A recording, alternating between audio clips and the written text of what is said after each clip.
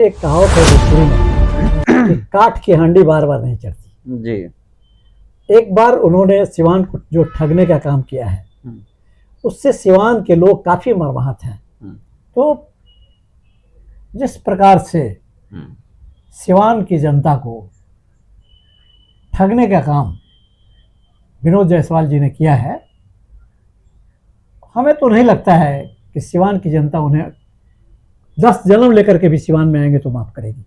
आपने जिन जिन लोगों का नाम लिया जी, आपको भी पता है कि इनमें किसकी छवि, किसकी क्या छवि है, जी। ये जग जाहिर है।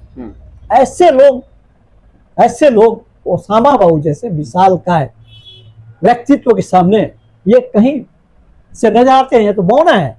उनके सामने ये सब जितने भी नाम लिए सब लोग बौना है। और इनकी क्या छवि रही है, किस इसमें तीनों आदमी का नाम दे रहे हैं, तीनों में किसकी क्या छवि रही है ये जग जाहिर है। तो ऐसे लोग चुनाव कहाँ से में तो टिक अक्सर पाएंगे? शहाबुद्दीन परिवार को बदनाम करने का प्रयास किया जा रहा है, हथकंडा भी अपनाया जाता है। तो आपको नहीं लगता कि ये फिर होगा चुनाव में? देखिए, इस बार ऐसा नहीं होने जा रहा है, क्योंकि जो रघुनाथपुर की जनता है तो नहीं बल्कि पूरे बिहार की जनता जो है वो डबल इंजन की सरकार से त्रस्त हो चुकी है। डबल इंजन की सरकार में अपराध चरम सीमा पर है, आपराधिक घटनाएं चरम सीमा पर हैं। यहाँ आप सिवान में ही लीजिए ना, आप कल की ही बात कीजिए, 2 दिन पहले की बात कीजिए, जो एक लालू यादव जी हैं जो गरीब गुरबों की आवाज थे, उस इलाके के एक रहनुमा थे, उनकी हत्या थाना के सामने कर दी गई है। ऐसे में लगता है कि चेहरा तेजस्वी को बदलना चाहिए सिवान विधानसभा सीट से। देखिए, आपने जो ग्राउंड रिपोर्ट दिया ये कुछ दिनों से छन क्या रहा है। ऐसा हम लोग भी क्षेत्र में घूमते रहते हैं, हम तो पूरा जिला घूमते रहते हैं, ये बात हमें पहले से पता है। और ये रिपोर्ट आपका जो है वो 100% सही है। तो ऐसी परिस्थिति में हम अपने अभिभावक माननीय और बिहारी चौधरी जी से आग्रह करेंगे कि राष्ट्रीय जनता दल की मान प्रतिष्ठा को बचाने के लिए वो एक त्याग करें और अपना वारिस वो खुद स्वयं दे सिवान में, और वैसे व्यक्ति को दे जो सदियों से, दशकों से कम राष्ट्रीय जनता दल की सेवा किया। आप भारत में आप सभी का स्वागत है। आप देख रहे हैं हमारा विशेष पॉडकास्ट। हमारे साथ हैं शिवशंकर यादव जी। इनसे बात करेंगे सिवान में जो 8 विधानसभा सीट है, उन सभी सीटों को लेकर विशेष तौर पे किसी की क्या तैयारी है, किसे टिकट मिलना चाहिए, कौन बेहतर दावेदार है। बिहार में अगर सरकार बनेगी तो राजद महागठबंधन की बनेगी या फिर एनडीए गठबंधन की बनेगी, ये देखना जरूरी है। सबसे पहले शिवशंकर जी, आपका बहुत बहुत स्वागत है हमारे खास कार्यक्रम में। ये बहुत खुशी की बात है कि आपने एक मेरे जैसे मामूली कार्यकर्ता को चुना इतने बड़े मुद्दे पे बात करने के लिए। तो आपके चैनल को मेरी तरफ से बहुत बहुत धन्यवाद। और सबसे पहला सवाल आज और आपके चैनल के माध्यम से सबसे पहले मैं पूरे बिहार वासियों को, पूरे बिहार की जनता को, पूरे सिवान, खास करके सिवान की जनता जनार्दन को, जो देवतुल्य जनता जनार्दन है, उसको मैं नमस्कार, प्रणाम और सलाम करता हूँ। सबसे पहला सवाल मेरा यही है, सिवान की अगर बात की जाए तो शहाबुद्दीन परिवार से हट के राजनीति नहीं हो सकती है। ऐसे में शहाबुद्दीन साहब के बेटे ओसामा साहब काफ़ी सक्रिय दिख रहे हैं। रघुनाथपुर विधानसभा सीट से हरिशंकर यादव ने उनको गमछा भी बांध दिया, पगड़ी भी बांध दिया, और वो काफ़ी घूमते हुए दिखाई दे रहे हैं। ऐसे में सबसे पहला सवाल मेरा यही है कि क्या ओसामा साहब के लिए इस बार रघुनाथपुर विधानसभा सीट आसानी से निकल जाएगा, क्या वो एमएलए बन जाएंगे? देखिए, सबसे पहले तो मैं वहाँ के माननीय विधायक, जो पूर्व विधायक हैं हरिशंकर यादव जी, उनको मैं तहे दिल से नमस्कार करता हूँ। और मैं ये आपके चैनल के माध्यम से मांग करता हूँ कि उनको सिवान के गांधी की उपाधि दी जाए, क्योंकि गांधी जी जो थे वो त्याग की प्रतिमूर्ति थे। और जिस त्याग का परिचय माननीय पूर्व विधायक माननीय वर्तमान विधायक हरिशंकर यादव जी ने दिया है, वो काबिले तारीफ है। और उन्होंने साफा बांध दिया है ओसामा बाबू को, ये इसलिए मैं उनको सैल्यूट करता हूँ। और ऐसे व्यक्ति, तो भाई सफा तो बांधना ही था, उनको टिकट कौन दिया? हिना साहब ने दिया, सारा जमाना जानता है। हाँ, ये तो जग जाहिर है जी, ये तो सबको पता है कि हरिशंकर यादव जी जैसे व्यक्तित्व को अगर किसी ने इस मुकाम तक पहुंचाया तो डॉक्टर मोहम्मद साहबुद्दीन साहब थे, जिनकी वजह से वो 2 बार विधायक बन गए जी।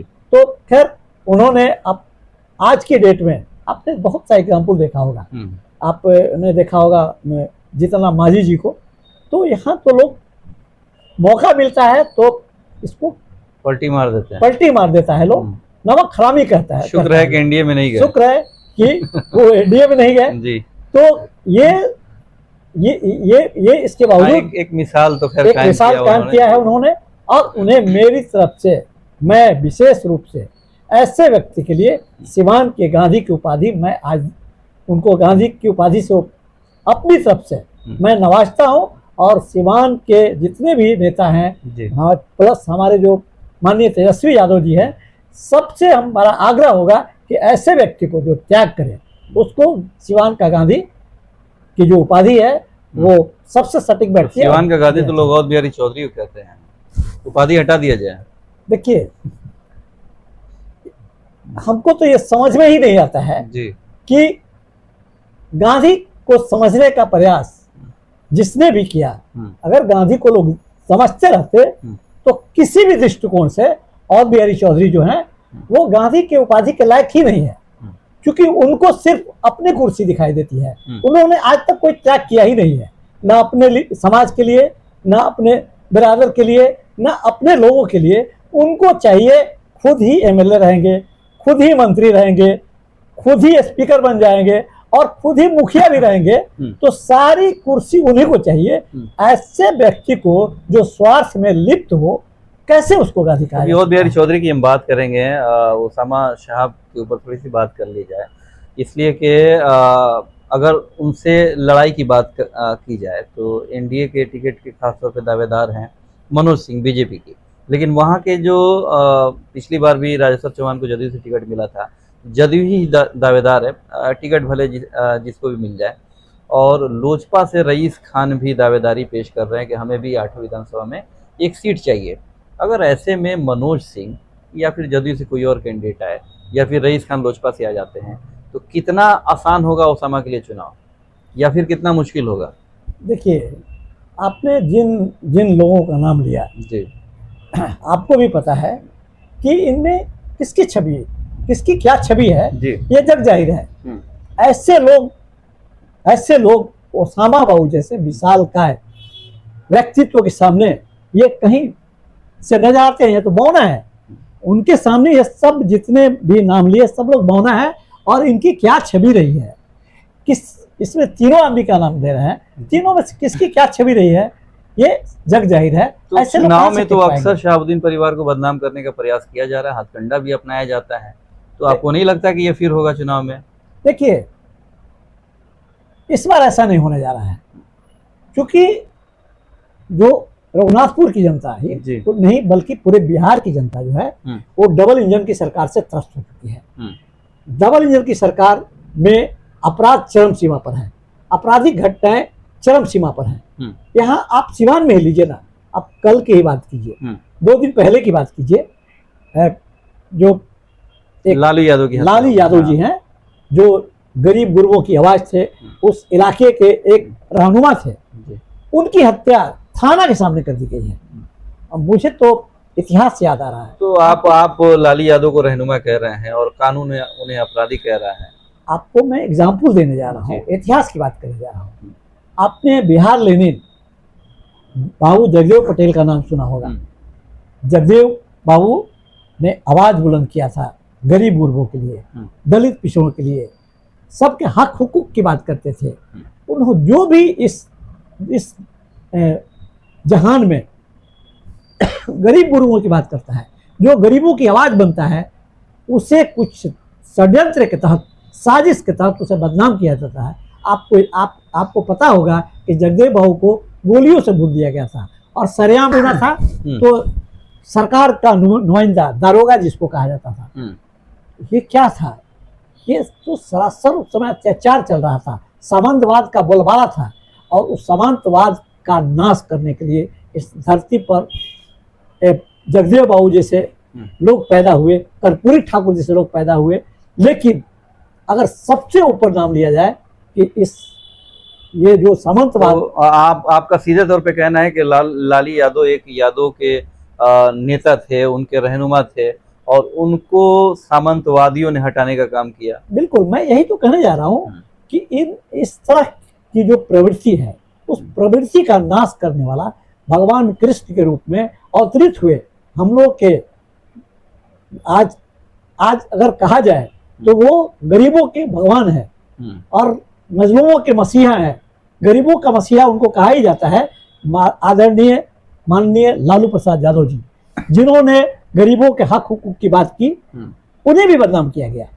तो जब इतने बड़े नेता को बदनाम किया गया, चोरी किसी ने किया, चारा किसी ने खाया, कहीं जगन्नाथ मिश्रा का नाम नहीं आया, तो ओसामा के लिए सीट आसान है? बिल्कुल आसान है। सिवान विधानसभा की बात की जाए, अवध बिहारी चौधरी की आप बात कर रहे थे, टिकट किसे मिलना चाहिए? लोग कह रहे हैं कि भाई ये थके हुए नेता हैं, थक चुके हैं, कब तक इनके कंधों पे ये बोझ डाला जाए? जो काम होना चाहिए वो काम धरातल पर कहीं दिखता नहीं है। शहर के लोग भी नाराज हैं, विधानसभा क्षेत्र के लोग नाराज हैं। ये ग्राउंड रिपोर्ट में बता रहा हूँ। तो ऐसे में लगता है कि चेहरा तेजस्वी को बदलना चाहिए सिवान विधानसभा सीट से। देखिए, आपने जो ग्राउंड रिपोर्ट दिया जी, ये कुछ दिनों से छन क्या रहा है। ऐसा हम लोग भी क्षेत्र में घूमते रहते हैं, हम तो पूरा जिला घूमते रहते हैं, ये बात हमें पहले से पता है जी। और ये रिपोर्ट आपका जो है वो 100% सही है। तो ऐसी परिस्थिति में हम अपने अभिभावक माननीय अवध बिहारी चौधरी जी से आग्रह करेंगे कि राष्ट्रीय जनता दल की मान प्रतिष्ठा को बचाने के लिए वो एक त्याग करें और अपना वारिस वो खुद स्वयं दे सिवान में, और वैसे व्यक्ति को दे जो सदियों से, दशकों से कम राष्ट्रीय जनता दल की सेवा किया। आपने भी वोटर अधिकार यात्रा भी पिछले हफ्ते जो बीता है 29 अगस्त को, तो उसमें बड़े बड़े बैनर, बड़े बड़े पोस्टर आपने खुद लगाया और उसमें संभावित प्रत्याशी आपने अपना दिखाया कि मैं भी संभावित प्रत्याशी हूँ, भावी प्रत्याशी हूँ। ऐसे में आप जो टिकट की दावेदारी कर रहे हैं, नए लोग भी आके दावेदारी करने लग रहे हैं। जैसे जीवन यादव ने अभी आरजेडी ज्वाइन किया और वो टिकट के दावेदार हो गए, टिकट मांगने चले गए थे लालू यादव के पास। तो नए लोगों को क्या टिकट मिलना चाहिए? जो लोग वर्षों से झंडा ढो रहे हैं, ऐसे लोगों को टिकट नहीं मिलना चाहिए। पुराने कार्यकर्ताओं में भी नाराजगी दिखी जा रही है कि किसी को भाव जो मिलना चाहिए नहीं मिल रहा है। ऐसे में ग्राउंड लेवल पे पार्टी कितनी मजबूत होगी या फिर चुनाव में नुकसान उठाना पड़ेगा? देखिए, आपके चैनल के माध्यम से जी, हम अपने माननीय नेता तेजस्वी जी से विनम्र निवेदन करते हैं कि कहीं भी हम सिवान की बात से ऊपर की बात कर रहे हैं और हम सिद्धांत की बात करते हैं। मैं तो व्यक्ति की बात करना ही नहीं चाहता था, लेकिन चूंकि अब आप लोग व्यक्ति की बात कर रहे हैं तो मैं किसी व्यक्ति पर टिप्पा टिप्पणी नहीं करना चाहता हूँ, लेकिन मैं सिद्धांत की बात जरूर करूंगा। तेजस्वी जी किसी भी क्षेत्र में, सिवान विधानसभा को छोड़ दीजिए, पूरे बिहार में ऐसे लोगों को टिकट दे जो कम से कम 10 साल से पार्टी की सेवा किए हो, पार्टी के लिए खून पसीना बहाया हो, पार्टी का झंडा बुलंद किया हो, गरीब गुरबों की आवाज बुलंद किया हो, और सबसे बड़ी चीज है कि स्वच्छ छवि का व्यक्ति होना चाहिए, पढ़ा लिखा शिक्षित व्यक्ति होना चाहिए। ऐसे व्यक्ति को ही टिकट दे, क्योंकि आज की जनता जो है वो किसी भी तरह के माफिया को, चाहे आपराधिक घटनाओं में लिप्त रहा हो, चाहे वो उस पर किसी तरह की रंगदारी का मामला हो, केस चल रहा हो, जमीन का माफिया हो। बात कर रहे हैं अवध बिहारी चौधरी की, शराब माफिया की भी बात की है। विनोद जायसवाल के ऊपर भी हम आएंगे, इसलिए कि वो शराब कारोबारी हैं। विशेष तौर पे जो अवध बिहारी चौधरी के बारे में आपने कहा, तो उनके ऊपर अगर हम आ जाएं तो पिछले लोकसभा चुनाव में काफ़ी बुरी तरह उनको हार का सामना करना पड़ा। ऐसे में उनको टिकट मिलना चाहिए? देखिए, मैं पहले भी बोल चुका हूँ कि मैं किसी व्यक्ति के बारे में बोलना नहीं चाहता हूँ, मैं सिद्धांत की बात करता हूँ। हम लोग बुद्धिजीवी वर्ग से आते हैं तो हमें हमेशा सिद्धांत की बात करनी चाहिए, व्यक्ति की बात नहीं करनी चाहिए। तो ऐसे लोग, जो लोग भी एमपी का चुनाव हारे हैं और बुरी तरह हारे हों, वैसे लोगों को तो किसी भी परिस्थिति में तेजस्वी जी को टिकट नहीं देना चाहिए, किसी भी परिस्थिति में। मैं तेजस्वी से आपके चैनल के माध्यम से मांग करता हूं कि ऐसे लोग जो बुरी तरह चुनाव हारे हों, उन लोगों को टिकट बिल्कुल नहीं दे, बल्कि वो नए लोगों को मौका दे, नए लोगों को आना चाहिए, जो सदियों से, दशकों से पार्टी की सेवा करते आ रहे हों, वैसे लोगों को मौका दे, ना कि किसी माफिया को मौका दे। चलिए, मैं चाहे वो शराब माफिया हो, बालू माफिया हो, शराब माफिया, शराब व्यापारी की हम बात कर रहे हैं। अगर ऐसे लोगों को टिकट मिलेगी तो हमारी पुरानी छवि को, जो ये बहुरूपीय लोग हैं, वो सिर्फ फिर कहने लगे कि जंगल राज आ गया, तो उससे हम लोग किसी तरह से निजात पाए हैं। अगर ऐसा करते हैं तो फिर हम पर आरोप लग जाएगा। सिवान के एमएलसी हैं विनोद जायसवाल, और उनके चुनावी कैंपेन में आपने काफ़ी मेहनत किया, जिले के 283 पंचायतों में गए और हर वार्ड पार्षद, मुखिया, जिला पार्षद, जो भी उसके वोटर थे, उनको काफ़ी आपने कन्विंस किया वोट देने के लिए। जगह जगह उनको आपने रिप्रेजेंट भी किया। नहीं तो कौन जानता था विनोद जायसवाल को? आज भी ठीक से लोग नहीं जानते हैं। उनका बड़ा बड़ा वादा था चुनाव में कि सिवान से अगर जीत जाएंगे, एमएलसी बन जाएंगे, तो एक फूड हब बनाने का काम करेंगे, एक फैक्ट्री का निर्माण करेंगे और हजारों युवाओं को, यहाँ आपको हंसी भी आ रही है, यहाँ नौकरी देंगे। लोग ठगा सा महसूस कर रहे हैं, इसलिए कि वो जुमला था, फूड प्रोसेसिंग यूनिट की बात उन्होंने किया था। किसी भी युवा को यहाँ रोजगार उन्होंने किसी फैक्ट्री के माध्यम से देने का काम नहीं किया। जिस तरह से एमएलसी चुनाव में वोटर ठगे गए, ठगा सा महसूस कर रहे हैं, आपको लगता है कि वही ठगने का काम महाराजगंज की जनता को किया जा रहा है वहां पे? देखिए, एक कहावत है भोजपुरी में कि काठ की हांडी बार बार नहीं चढ़ती जी। एक बार उन्होंने सिवान को जो ठगने का काम किया है, उससे सिवान के लोग काफी मर्माहत हैं। तो जिस प्रकार से सिवान की जनता को ठगने का काम विनोद जायसवाल जी ने किया है, हमें तो नहीं लगता है कि सिवान की जनता उन्हें 10 जन्म लेकर के भी सिवान में आएंगे तो माफ करेगी। मेरे नज़र में तो वो, अगर गूगल पे झूठे व्यक्ति का नाम सब एक नंबर में तो नहीं आ सकते हैं। एक नंबर में तो माननीय हमारे देश के प्रधानमंत्री जो हैं नरेंद्र मोदी जी का नाम आ जाता है कि सबसे झूठे व्यक्ति हैं। 2 नंबर में, लेकिन 2 नंबर पे विनोद जायसवाल का नाम श्योर आ जाएगा, क्योंकि इतना बड़ा झूठा व्यक्ति हमने नहीं देखा है कहीं, और इतना बड़ा गद्दार, धोखेबाज व्यक्ति, हमें अगर जरा सा भी भनक होती कि ये इतना व्यक्ति है, ये एकदम, मैंने एक तरह से कहा जाए तो ये सबसे दरिद्र व्यक्ति है। लोग उसको धनवान कैसे कहते हैं, हमें तो बड़ा ताज्जुब होता है, क्योंकि दारू के पैसे से, पानी का पैसा है, वो पैसा कमाया हुआ है, तो दारू का पैसा पानी की तरह बहता है, बह भी जाता है। वो जिस जमीन से आया है उसी जमीन में जाएगा। ये जैसा मैं देख रहा हूँ, उसका जो नेचर है, जो उसका रवैया है, जो इतनी गंदी उसकी सोच है, वो फिर वहीं पहुंचेगा। और उस आदमी, क्या लगता है कि विनोद जायसवाल महाराजगंज के लोगों को बेवकूफ बनाने में कामयाब हो जाएंगे? बिल्कुल नहीं। महाराजगंज की जितने कार्यकर्ता हैं हमारे जो नजर में, सब ने विरोध का स्वर बुलंद करना शुरू कर दिया है। शायद कोई कार्यकर्ता नहीं है जो उनके विरुद्ध आवाज बुलंद नहीं कर रहा हो। और हमें यहां तक पता है कि वहां के जो कार्यकर्ता हैं माननीय लालू प्रसाद यादव जी से मिल चुके हैं, वहां के कार्यकर्ता माननीय तेजस्वी यादव जी से मिल चुके हैं या मिलने का प्रयास कर रहे हैं कि ऐसे व्यक्ति को, जिसका कोई वजूद नहीं है, जिसका कोई ठौर ठिकाना नहीं है, उसको टिकट देंगे तो एक सीट तो हमारा यूं ही चला जाएगा। बहुत लोग कह रहे हैं कि पैसे के दम पे वो टिकट खरीद भी सकते हैं। देखिए, अगर पैसे के दम पे टिकट खरीद सकते हैं तो पैसे के दम पर चुनाव जीत भी सकते हैं। लेकिन पैसा अगर चुनाव जितवाता, पैसा ही अगर सब कुछ होता, तो हमारे देश का प्रधानमंत्री जानते हैं कौन होता? टाटा अंबानी, बिरला, ये लोग देश के प्रधानमंत्री होते, दूसरा कोई नहीं होता। पैसा कुछ नहीं होता है, पैसे से कुछ नहीं होता है। और जनता, इस बार महाराज की जनता सजग है? सजग नहीं है। उनकी इतनी दुर्गति करेगी कि फिर किसी जिंदगी में सिवान का रुख नहीं करेंगे।